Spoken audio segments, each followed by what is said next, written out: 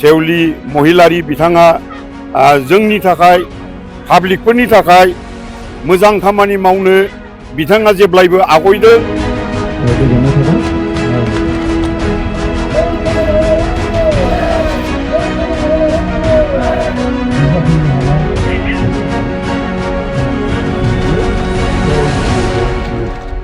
खौ जोङो गाजा गोमजायै बरायनानै लानो हादों।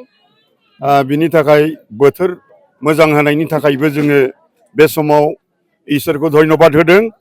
दा जोंनि बे 3 नम्बर सानजा क'क्राझार विधानसभा इलेक्शननि बे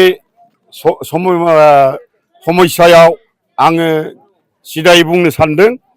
जोंनि मानगोनां हाग्रामा महिलारि सारनि अनजालि बिसि सेवली महिलारि बिथाङा जोंनि थाखाय पाब्लिकफोरनि थाखाय मोजां खामानि मावनो बिथाङा जेब्लायबो आवगायदों। ओंखायनो जोङो सांग्रां जादों आरो जोङो बे ओनसोलनि बे एरियानि मानसिफ्रा बिथांजोंनो दंजोबो आरो जोङो BPFनि गासिबो पक्षबादि जोबखा आरो जोंनियाव बे मा होनो आमिनपारा भट केन्द्रआव 579 ता भटआव फ्राय जोंनियाव गासिबो BPFखौनो बुंनो हायो। ओंखायनो जोङो मेडामखौ मोननो हानानै जोबोद गोजोनबाय दिनैनि दिनाव आरो मेडामा 100% MLA जानानै फैगोन होननानै जोङो मिजिं थिनाय थाबाय आरो बाराखौ मा बुंनो बेखौनो बुंनानै आं मिडियानि सिगाङाव फोसावनाय जाबाय। गोजोन्थों।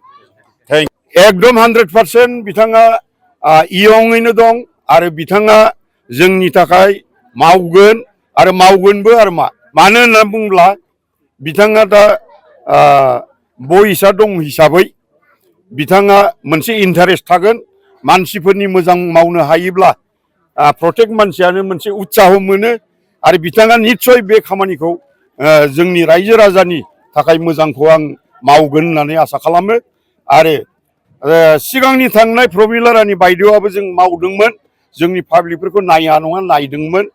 थिग बेबादिनो बिनिफ्राय बांसिन जेन आरो सेवली महिलारि बायदेवा मानगोनां सेवली महिलारि बायदेवा बिनिफ्राय साबसिन आरो मावलांगोन होननानै जों आसा खालामबाय आरो बिथांखौनो जोंहा खाथियाव मोननानै जों दिनै जोबोद गोजोनदों। बेखिनिखौनो आं बुंबाय।